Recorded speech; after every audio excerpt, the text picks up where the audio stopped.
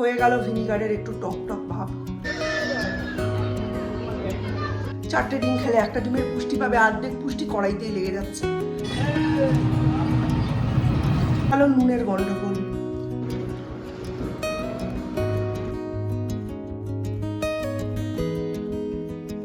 Good morning everyone, Jinia ব্লগসের একটা নতুন ভিডিওতে আমি জিনিয়া আপনাদের সকলকে ওয়েলকাম জানাচ্ছি। আমি নৈহাটি থেকে একটা ছোট্ট ইউটিউব চ্যানেল চালাই, বেশ কয়েক বছর হলো, প্রায় 4 বছর, কিন্তু এখনও অবধি আমার সেই অর্থে কোনো সাকসেস আসেনি। তবে সাকসেস আমি পেয়েছি কিসে জানেন? এই 4 বছরের টুকরো টুকরো স্মৃতি আমার এই ভার্চুয়াল ডায়েরির পাতায় আমি আপনাদের সাথে যেমন শেয়ার করতে পেরেছি, ঠিক তেমনি এগুলো আমার মনের মণিকোঠায় চিরকালীন ও ভাস্বর করে ধরে রাখতে পেরেছি। আজকের দিনটা সূর্যের জন্য খুবই হেকটিক ডে। আজকে সকাল সকাল ওকে সুইমিং সেরে পৌঁছে যেতে হবে স্কুলে। নর্মালি সোমবার আর শুক্রবার ওর সুইমিংটা বন্ধ থাকে, তাই ওই দুটো দিন নিয়ে চিন্তা না হলেও মঙ্গল, বুধ আর বৃহস্পতি এই 3টে দিনের জন্য স্কুলে একটা লেটার আমরা সাবমিট করেছি যে এই 3টে দিন ও 7:45 থেকে 8টার মধ্যেই স্কুলে ঢুকে যাবে। 8টা 1ও কোনো দিন হবে না, কিন্তু যাই হোক এতটা দেরি হচ্ছে না। 7:45, 7:46-এর মধ্যেই ও স্কুলে পৌঁছে যাচ্ছে। তবে এই সব ক্ষেত্রে কি হচ্ছে, সুইমিংয়ে তো 2টো বেল পড়ে, একটা ফার্স্ট বেল একটা সেকেন্ড বেল। ইউজুয়ালি ওরা সেকেন্ড বেলে ওঠে, কিন্তু ওই 3টে দিন ফার্স্ট বেলেই আমরা ওকে তুলে নিচ্ছি। তুলে নিয়ে ওখানে শাওয়ার করানোর নিয়ম আছে, শাওয়ার করিয়ে ওকে সুইমিং কস্টিউমটা ছাড়িয়ে ওখানেই আমরা ড্রেস পরিয়ে দিচ্ছি। আর তারপর একটু বডি লোশন লাগিয়ে নিয়ে ওকে পুরোপুরি স্কুলের জন্য ওখান থেকে রেডি করে আমরা বাইকে করে বেরিয়ে যাচ্ছি স্কুলের উদ্দেশ্যে। তবে তার পিছনের যে সংগ্রামটা সেটা তার আগের দিন রাত্রির থেকেই শুরু হয়ে যায়। 2টো ব্যাগ গোছাতে হয়, একটা সুইমিংয়ের ব্যাগ, একটা স্কুলের ব্যাগ। টিফিনও স্কুলের ব্যাগে ভরে দিতে হয়, শুধু জলটাই সকালবেলা দেওয়ার মতো টাইম থাকে। আর তার সাথে সাথে স্কুলের যে ইউনিফর্মটা সেটা সুইমিংয়ের ব্যাগের মধ্যে আমরা ভরে নিই। ফেরার সময় আবার স্কুলের ইউনিফর্মের সাথে স্কুলের শ্যুটা ওকে পরিয়ে দিয়ে যে শ্যুটা পরে ও সুইমিংয়ে যায় সেটা আবার সুইমিংয়ের ব্যাগের মধ্যে ভরে নিই। এই যে এখন পুরোপুরি স্কুলের জন্য ও রেডি, সুইমিং হয়ে গেছে, চুল টুল আঁচড়ে ক্রিম টিম মাখিয়ে দিয়েছি। ওর বাবা আর ও চলে যাবে স্কুলে, আর আমি পাওয়ার হাউস মোড়টায় নেমে যাব। নেমে আমি সুইমিংয়ের ব্যাগটা নিয়ে চলে আসি বাড়িতে। এসে আমার টুকটাক কাজ থাকে, চাটা করা। এই সময়টা আমার ভারী চিন্তা হয় জানেন। কেমন কুমড়ো গাছ উঠেছে দেখেছেন? এখানে জল টল দিয়ে দিয়ে এইটা বাড়িয়েছি। এদিকেও অনেক বীজ খেলা আছে, কিন্তু এই দিকে না, এই যখন মিস্ত্রি লেগেছিল আগের বছর পুজোর সময়, সব ঘেঁস টেস ফেলে এই দেখুন, দেখবেন এই সিমেন্টের এদিকের মাটিটা অনেকটা নষ্ট করে দিয়েছে। ও গাছ ওঠার হলে এতেই উঠবে। এই দেখুন অনেক বীজ আছে ভেতরে ভেতরে, ঠিক আছে? জল টল দিয়ে রাখলে এখান থেকে বাইয়ে ওই ওপরে তুলে দেবো, এই যে এইটার ওপরে, চালটার ওপরে বড় বড় বেশ কুমড়ো হবে। বাড়িতে চালে বেশ ভালো লাগে দেখতে। খাই না খাই পরের ব্যাপার, সবাইকে দিতে দিতে পারবো, দেখতে ভালো লাগবে, সেটাই ভালো লাগে, তাই না? তো জল দেবো, এই যে নিয়ে এসছি। এইগুলো কিন্তু আমার কীর্তি নয়, এগুলো সব সূর্যের কীর্তি, সূর্য সাজিয়েছে। একটু একটু করে জল দেবো। এই দিকেরগুলো থেকে আর বেরোয়নি, ঠিক আছে? এই দিকেরগুলো আর বেরোয়নি, এইগুলোকে বের করতে হবে। জামা কাপড়গুলো সব কেচে রোদে দিয়েছি, দিয়ে ওই যে বললাম খুব টায়ার্ড হয়ে ঘুমিয়ে পড়েছি। ভিজে জামা কাপড়গুলোর ওপরে বৃষ্টি পড়ছিল, তাই সৌম্য এগুলোকে সব তুলে রেখেছিল। আমি সন্ধ্যাবেলায় যদিও মেলে দিয়েছি খাটের স্ট্যান্ডে, কিন্তু সে কি আর রোদে তাতানোর মতো হবে? হবে না। এই এখন একটু রোদে তাতিয়ে নেবো, আজকে আর কাচাকুচি নেই। টুকটাক কাটাকুটি এতক্ষণ ধরে বসে বসে করলাম। রান্না হয়ে গেছে ভেন্ডি ভাজা, ওটা মিস্টার বিশেষকে দিয়ে দিয়েছি। বেগুন ভাজাটা রয়েছে, বেগুন দিয়ে পেঁয়াজ দিয়ে ভেন্ডি দিয়ে একটা চচ্চড়ি মতো করব। আলু দিতেও পারি নাও পারি, আলু খুব একটা পছন্দ করছি না। আর এটার মধ্যে কাটোয়ার ডাঁটা বা বাঙাল ডাঁটা বা সুন্দরী ডাঁটা দিয়ে চিংড়ি মাছ দিয়ে একটা ঝোল করবো। আর এটা হবে আবার ভাজা, কারণ এদের বাড়িতে ভাজা ছাড়া ভাত উঠবে না, এই আমি বুঝেই গেছি।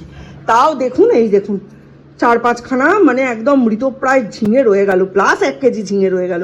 এইটা 1.5 সপ্তাহ হয়ে গেল রাতবো না করে করে পড়ে থেকে থেকে। আর ফ্রিজের মধ্যে ঝিঙে বেশি দিন পড়ে থাকলে না বঁটিতে কাটা যায়, সে এমন কঙ্কালসার চেহারা হয়ে যায়, যে তাকে আর ছুরি দিয়ে কেটে উদ্ধার করা যায় না। তার মধ্যে আবার দুটো দরকচা ফেলে দিলাম। আর এখানে সন্দেশ দিল, আর নিচে রয়েছে ঘুগনি। পিসি আজকে টিফিনে ঘুগনি করেছে, আমাকে দিল, বললো দীপকে দিও, দীপ বেচারি অনেক পড়াশুনো করছে, ওর জন্য একটু ঘুগনি করলাম। আমি বাজারে যেতে হবে জানেন, লঙ্কা নেই, হলুদ নেই, কিচ্ছু নেই। রেডি হয়ে গেছি, এবার একটু বেরোই। আজকে আবার সৌর্যের ড্রয়িং স্যার আসবে, তারপর তিতলির একটু আসার কথা আছে। কালকে সৌর্যের জন্য তিতলি ফার্স্ট ক্রাই থেকে জামা এনেছে, ঠিক আছে, 5-6 বছর বয়সের অনুযায়ী, বয়স অনুযায়ী ঠিকই এনেছে। হ্যাঁ, আমার সৌর্য কি আর 5-6 বছর বয়সে 5-6 বছরের বাচ্চার মতো, মিনিমাম 8-10 বছর বলে ওকে আনতে হয় জামা কাপড়। কি রোদের তাপ, পড়তে ইচ্ছে পাচ্ছে না। জুন মাসের 18 তারিখে গরমের ছুটি পড়বে, ততদিন অবধি চালাতে হবে। ছাতা টাতা সবই নিয়ে বেরিয়েছি, দেখা যাক। নেওয়ার জন্য বেরিয়ে পড়েছি। এতক্ষণ খালি পয়লা বৈশাখের ব্লগটা এডিট করতেই কেটে গেল, এত সময় লাগে। যাই হোক, ঠান্ডা জল কালকে খেয়ে গলাটা ভেঙে গেছে, আজকে এসে একটু গার্গেল করতে হবে। সূর্য আজকে খুব টায়ার্ড হয়ে যাবে, ফিরেই ওর আবার প্র্যাকটিস আছে।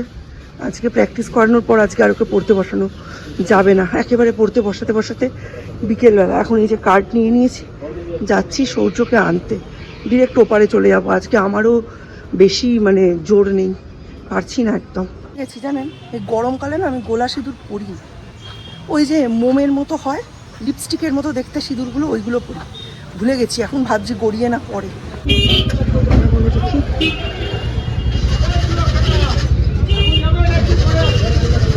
এই ওপার তো,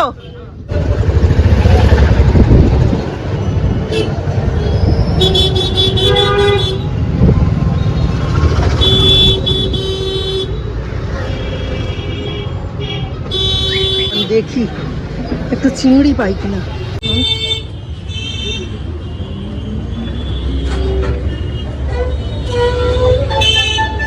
জায়গা বেরিয়েছে,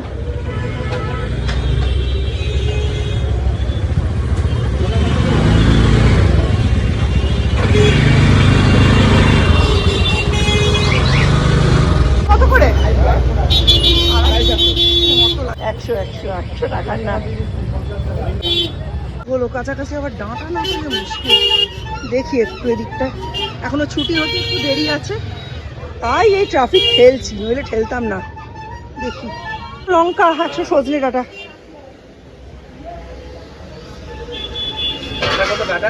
100, দুটো হবে মনে হয়, দুটো কি তিনটে দেখুন, আর 100 লঙ্কা।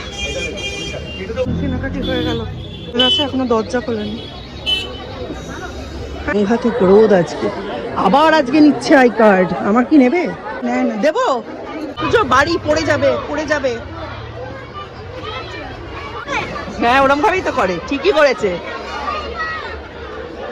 ওই দেখ, ওই দেখ, দেখেছিস? হাত সাবধান, দুলে দুলে পড়ে যাবে, হাত ছেড়ে বসবে না, পড়ে যাবে। ওই দেখ কিরম দোল দোল খাচ্ছে।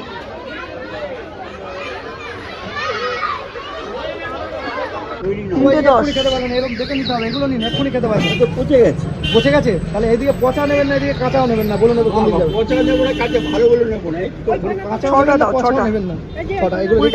আজকে খাবেন না কালকে? না না, কালকে থেকে। কালকে তাহলে এটা ঠিক আছে।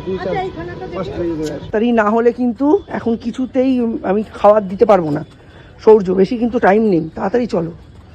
ওটা অনেকটা লুডো খেলার মতো, বুঝতে পারছো তো? লাল ঘুটি নিয়ে একজন দাঁড়িয়েছে, এই যে দেখছো নীল ঘুটি নিয়ে দাঁড়িয়েছে, তারপরে সবুজ ঘুটি নিয়ে একজন দাঁড়িয়েছে, হলুদ ঘুটি নিয়ে একজন দাঁড়িয়েছে। যে জিতবে সে আমাদের টাকা দেবে। বেরিয়েছি, হলুদ গুঁড়ো আনবো জানেন। এই কদিন কি হয়েছে, খালি রোদের দিকে তাকাই আর একটা একটা করে বাজারের জিনিস ক্যান্সেল করতে থাকি। এখন বেরিয়েছি তাই হলুদ গুঁড়ো কিনতে। কন্যাদায় শুনেছেন, পিতৃদায় শুনেছেন, মাতৃদায় শুনেছেন, কোনোদিন পুত্রদায় শুনেছেন? আমাদের মতো মানুষদের পুত্রদায় হয়। মেয়ের বাবা মেয়েকে শিখিয়ে পড়িয়ে মানুষ করে, বিয়ে না হওয়া অবধি, বিয়ের সময় তার হচ্ছে কন্যাদায়।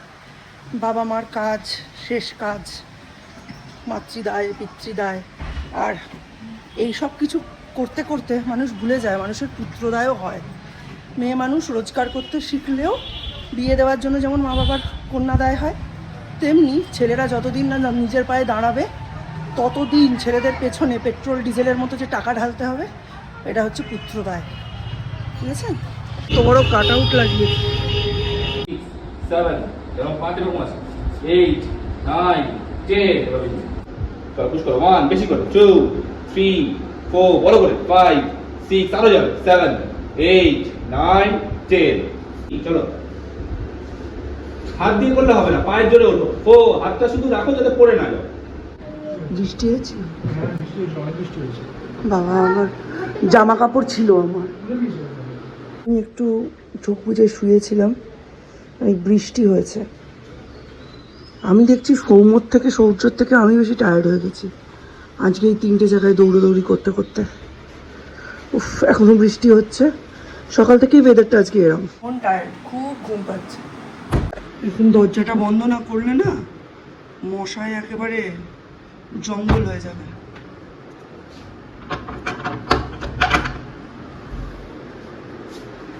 ঘর টেবিল কিছুই গোছানো হয়নি, এসে তাড়াহুড়ো করে ডিমের ঝোলটা রান্না করে চলে গেছিলাম। এই যে ডিম এখানে সেদ্ধ করেছি, খোসা ছাড়াতে একদম পাচ্ছি না, ওই জন্য আরেক দফা একটু ফুটিয়ে নিলাম। এবার খোসা ছাড়িয়ে ভেজে এর মধ্যে অ্যাড করব। আমি ডিমের খোসা যাতে তাড়াতাড়ি ছাড়াতে পারি জলের মধ্যে নুন ভিনিগার দুটোই দিয়েছিলাম, তাও যে কেন ছাড়াতে পারছি না ভগবান জানে। আজকে ডিম ছাড়াতে গিয়ে আমার ঝাঁট গরম হয়ে যাচ্ছে। দেখুন তো কি দশা হলো, ছি ছি ছি ছি ছি। এই দেখুন, দেখেছেন? এই দেখুন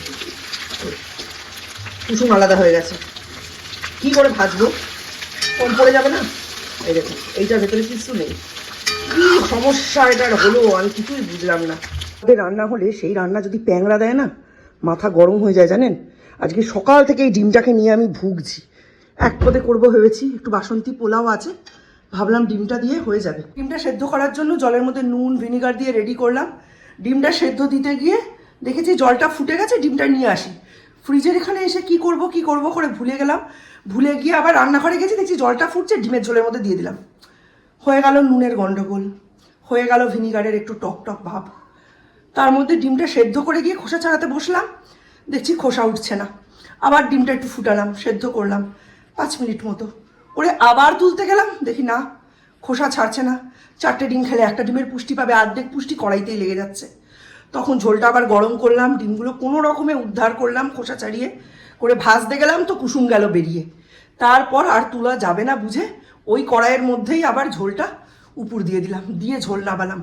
এখন বাসন্তী পোলাওটা গরম করছি। কারেন্ট অফ হয়ে গেল জানেন, কি গরম লাগছে। বাইরে একবার বৃষ্টি হয়েছে আর পুরো গুমোট হয়ে আছে, আবার বৃষ্টি হবে। কিন্তু এই সময়ে যদি আমি এসিতে গিয়ে ঢুকি না, এখন তো কারেন্ট অফ হয়ে গেছে, এসি চলবে না, যদি ঢুকি আর ছেলেপুলেরা ভাত পাবে না। কি করে খেতেই পারলাম না বন্ধুরা, কারেন্ট অফ। আর এই ইনভার্টারটা এত পুরনো হয়ে গেছে, টানতে পারলো না। পাখা বন্ধ করে দিয়ে খেলাম অন্ধকারের মধ্যে। আর এখন সোনপাপড়ি নিয়ে উপরে উঠছি, দেখি 2 ছেলে খায়। ওই ঘরটায় প্রথমে এসি চলছিল তাই একটু ঠান্ডা আছে, দরজাটাও বন্ধ।